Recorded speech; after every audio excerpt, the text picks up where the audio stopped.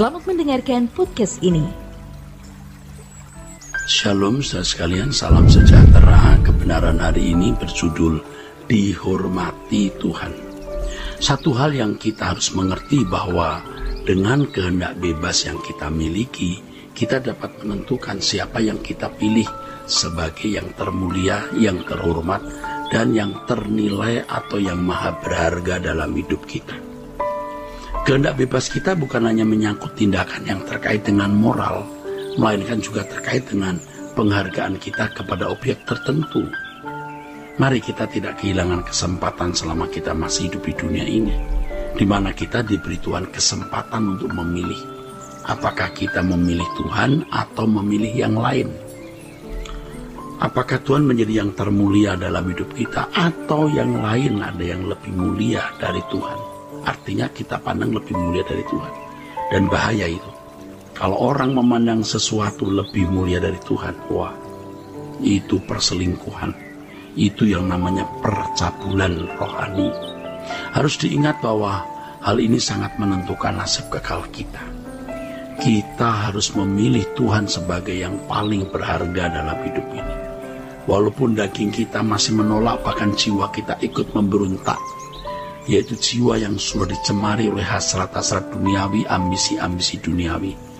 Tetapi kita bisa tetap menundukkan daging dan jiwa kita untuk memilih Tuhan, memilih Allah, menetapkan Dia sebagai yang berharga dalam hidup kita.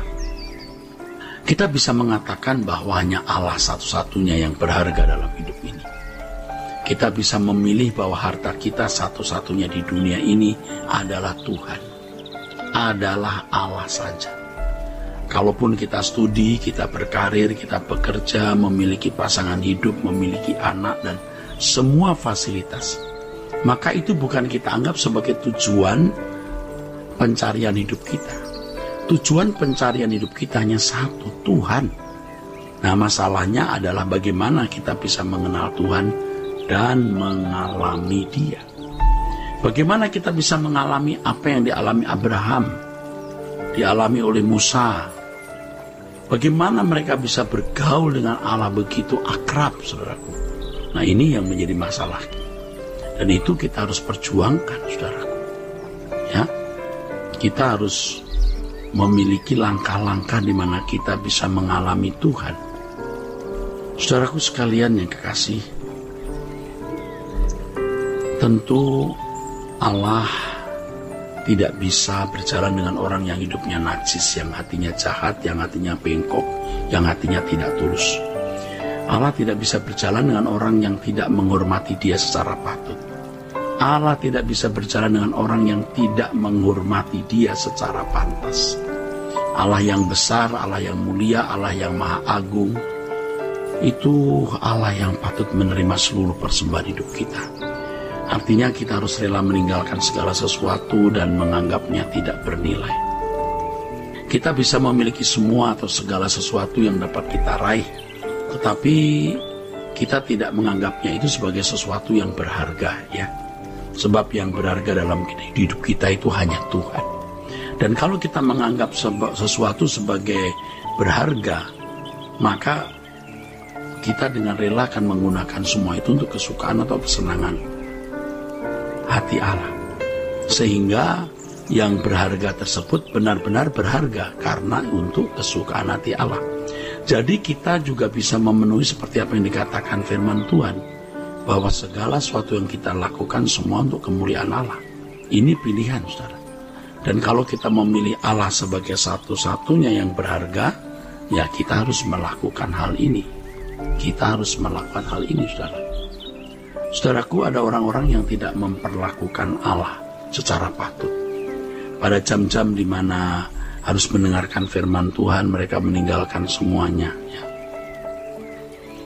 Dan duduk pada jam-jam di mana harus mengenal Tuhan, ya mereka tidak mendengarkan firman Tuhan. Mereka lebih senang duduk di kafe, jalan-jalan, ngobrol-ngobrol dengan orang atau teman-teman. Mestinya pada jam-jam kita mendengarkan firman, harus kita mendengarkan firman dan duduk di kaki Tuhan. Pada waktu kita memiliki kesempatan untuk mencuri, kita berkata tidak. Waktu kita memiliki kesempatan untuk berzina, kita pun berkata tidak. Pada waktu kita punya kesempatan untuk melakukan hal-hal yang dapat melukai hati Allah, kita tegas berkata tidak. Inilah sikap menghormati Tuhan secara patut, menghormati Tuhan secara pantas, dan inilah langkah-langkah memilih Tuhan, menghargai Tuhan, dan menghormati Tuhan. Kalau kita melakukan hal ini dengan benar, saudaraku, maka ketika kita ada dalam pertemuan doa bersama, pada waktu kita berlutut di kaki Tuhan dalam doa pribadi, kita bisa menjumpai Tuhan dan bisa merasakan perjumpaan itu, dan sungguh itu akan sangat membahagiakan sampai kita menjadi edik atau ketagihan. Kalau dulu kita kecanduan film dengan berbagai hiburan, kecanduan berbagai hobi-hobi, sekarang kita mestinya kecanduan Tuhan. Jam-jam doa itu bagi kita merupakan jam-jam yang sangat membahagiakan. Itu prime time hidup kita.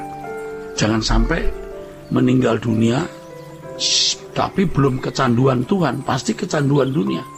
Sebab orang yang masih kecanduan dengan berbagai hobi, kesenangan, barang branded, kendaraan, tas, pakaian, dan lain-lain adalah orang-orang yang tidak menghormati Tuhan secara patut. Dan dia juga tidak patut dihormati di hadapan Allah. Tentu tidak salah saudara mempunyai barang branded, arloji bagus, mobil bagus, rumah bagus, ya. Kalau itu memang bagian kita dan Allah memberikannya. Tapi kalau itu menjadi kebahagiaan kita, menjadi kesenangan, apalagi menjadi alat untuk mengangkat diri demi prestis, wah, itu sudah menjadi kejahatan di mata Allah. Kita harus menjadikan Allah sebagai satu-satunya kebahagiaan kita. Kita harus menjadikan Tuhan sebagai satu-satunya kebahagiaan kita, tidak ada yang lain. Dan itu harus terus diupdate, diperbaharui setiap hari. Bangun tidur, kita menghadap Tuhan, kita mengambil keputusan bahwa hanya Dia satu-satunya tujuan hidup kita. Hanya Dia satu-satunya yang berharga. Nah, kita bekerja, kita melakukan segala sesuatu, kita lakukan semua untuk Tuhan. Ya saudaraku, kadang-kadang sebelum tidur kita diam, kita merenung tentang keberadaan Allah. Ya, kita bisa bercakap-cakap di dalam hati kita dengan Allah, ya, dan kita menghayati kebesaran kedahsyatan Allah tersebut. Saudaraku, kalau kita menjadikan Tuhan sebagai satu-satunya yang berharga dalam hidup ini, maka kita akan dihormati Tuhan, dan suatu saat di hadapan Allah Bapa, di depan para malaikat, ya. Karena selama hidup di bumi kita menghormati Allah secara patut, kita pun akan terhormat di mata Allah nanti, ya. Saya ulangi, kalau kita menjadikan Tuhan sebagai satu-satu yang berharga dalam hidup ini, maka kita akan dihormati Tuhan suatu saat di hadapannya, di hadapan para malaikat. Dan ini menjadi gairah hidup kita yang menyemangati hidup kita, membuat kita bergerak dalam perjalanan kita hari-hari ini hanya untuk kemuliaan Tuhan. Dan kita harus belajar terus bagaimana bisa melakukan segala sesuatu untuk kemuliaan Allah. Saudaraku sekalian, di tengah-tengah dunia yang jahat ini kita harus tetap memiliki integritas bahwa kita hidup hanya bagi kemuliaan Allah. Di tengah-tengah fitnah dan hinaan yang kita terima, kiranya hal itu justru memicu kita untuk semakin benar. Waktu kita dibully, kita dianggap jahat, kita malah berterima kasih kepada orang-orang yang membuli kita, yang memandang kita sesat, bahkan menilai kita buruk, baik orang jauh maupun orang dekat. Karena melalui mereka kita dikoreksi, dan kita belajar untuk rendah hati, tidak sombong, untuk bisa menerima keberadaan kita sendiri, saudaraku. Ya, betapa malangnya manusia hidup tanpa pengharapan. Jadi kalau orang cuma mau mendapat penghormatan dari manusia, kesenangan-kesenangan dari dunia ini, dia tidak punya pengharapan. Tapi kalau seseorang menaruh pujian sanjungan nanti di kehidupan yang akan datang, dia memiliki pengharapan. Pokoknya kita nekatlah menjadi orang yang suatu hari akan disambut oleh malaikat-malaikat, ya, dibawa ke hadapan Bapa dan menjadi anak dari keluarga kerajaan surga. Sola Gracia.